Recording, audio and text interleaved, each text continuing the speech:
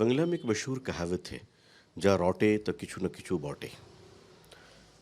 धुआं वहीं से निकला करती है जहाँ चिंगारियाँ मौजूद होती हैं। इसे आप आरोप कह रही हैं, जिसके बहुत सारे सबूत मौजूद हों। मैं समझता हूँ ऑनरेबल इलेक्शन कमिश्नर साहिबान को, और ये एक पूरा जो सिस्टम है, उन्हें इन चीज़ों पर गौर करना चाहिए। मैं वायलेंस के ख़िलाफ़ था, हूँ और रहूँगा।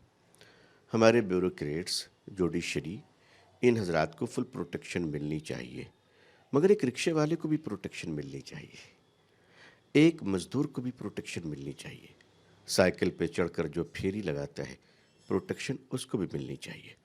तो अगर नाम आदमी ज़िंदा है और उसके पास वो वैलिड डॉक्यूमेंट हैं जो रिक्वायर्ड है, जिसे ऑनरेबल सुप्रीम कोर्ट ने भी वैलिड करार दिया है, उसके होते हुए अगर नाम वोटर लिस्ट में नहीं आते हैं, और अगर वो शख्स हमारा हिंदू भाई हो या मुसलमान भाई हो, अगर वो अपने इस देश के लोकतंत्र के महापर्व में शामिल होकर अपने वोट के अधिकार से वंचित रहते हैं, तो ये बहुत ही दुर्भाग्यपूर्ण होगा और इलेक्शन जो प्रक्रिया है उस पर हमेशा के लिए दाग लग जाएगा।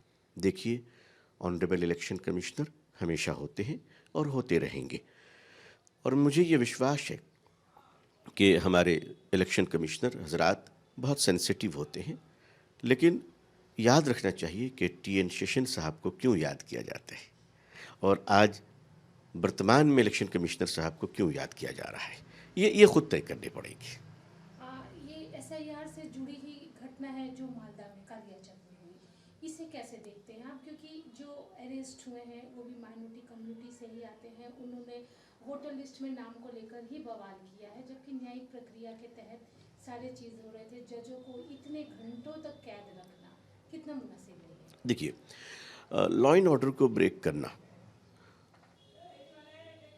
और सरकारी संपत्तियों को डैमेज करना, वायलेंस करना, इसका सपोर्ट कोई नहीं कर सकता है, चाहे वो हिंदू समाज के लोग हों या मुस्लिम समाज के लोग। हम इसका सपोर्ट नहीं कर सकते। लेकिन सवाल उठता है कि लोगों में आक्रोश है, तो उसे देखा जाना चाहिए ना, उसे समझा जाना चाहिए ना।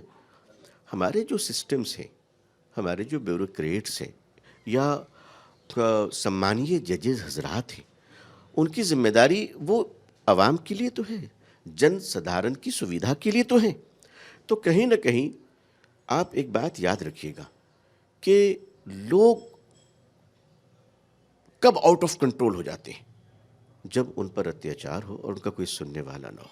लेकिन फिर भी हम एक भारतीय नागरिक होने की हैसियत से ये कहेंगे कि संवेदनशील रहें, शांतिपूर्ण रहें। लेकिन वहीं पर हम ये भी कहना चाहेंगे कि सिस्टम लोगों को भड़काए नहीं, सिस्टम लोगों को पैनिक ना करे, सिस्टम लोगों को छेड़े नहीं, वरना आदमी आदमी है, कहीं ना कहीं पेशेंस लूज कर जाती है। मगर ऐसी घटनाएं नहीं होनी चाहिए। एक और चीज़ बोलते हैं, आरोप लग रहे हैं जिस तरह से ऑपोजिशन लगा रहा है। ममता बनर्जी चुनावी भाषण दे रही है, जगह जगह जा रही है। उन्होंने ये बात भी कई बार बोली है कि एसआईआर का मुद्दा जो जिस तरह से चल रहा है उचित नहीं है। सवाल उठाए हैं उन्होंने, लेकिन साथ भी ये भी उन्होंने धमकी देती आ रही है कि अगर कुछ हुआ, स्थितियाँ बदली, तो उसका उत्तरदायित्व मैं नहीं, बीजेपी इलेक्शन कमीशन होगा, क्योंकि ऑफिसर्स वगैरह भी बदल दिए गए हैं।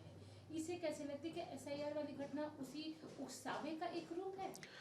ये मैं इल्ज़ाम में नहीं जाऊंगा। ऑनरेबल चीफ मिनिस्टर ममता दीदी साहिबा, वो बहुत ही मेच्योर्ड लीडर हैं, डाउन टू अर्थ हैं और पॉलिटिक्स को अच्छी तरह वो जानती हैं। मसला और सवाल सिर्फ इतना खड़ा होता है कि जैसे ही इलेक्शन अनाउंस होते हैं और model code of conduct implement हो जाती है, तो सारा कंट्रोल इलेक्शन कमिश्नर के हाथ में होता है। तो इसमें ऑनरेबल चीफ मिनिस्टर साहिबा मुझे सही लग रही हैं कि आप जब उनके हाथों से पावर ले लेते हैं, तो आपको इसकी जवाबदेही तय करनी पड़ेगी। और ये जवाबदेही ये है कि आप जनता को भड़काइए मत, चाहे हिंदू भाइयों की समाज हो या मुसलमान भाइयों की समाज हो, आप भड़काइए मत, आप छेड़खानी न कीजिए। आप नामों को अगर निकाल रहे हैं, कोई आदमी दुनिया में नहीं है, हालांकि ये दुखी दुख की बात है। लेकिन हमारे हिंदू भाई में कोई भाई बहन, मुसलमान भाई में कोई भाई बहन आज दुनिया में नहीं है, तो बिल्कुल उनका नाम वोटर लिस्ट में नहीं रहना चाहिए।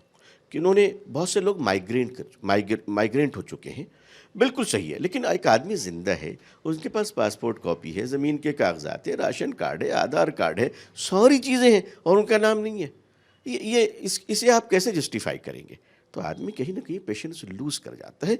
आदमी की मजबूरियों को भी समझना चाहिए। हर चीज़ कानून की किताब में देखकर लाइन पढ़ी नहीं जाती है। लोगों के आस्था, उनके हालात, उनकी सिचुएशन, उनके पेशेंस, उनके कंट्रोल, उनकी कैपेसिटी को भी देखना ये हम सबका कर्तव्य है। ये देश के नागरिक हैं, विदेश से हम किराए पे नहीं लाए हैं। अब से डीडी फ्री डिश की चैनल नंबर 57 पर देखिए न्यूज नेशन।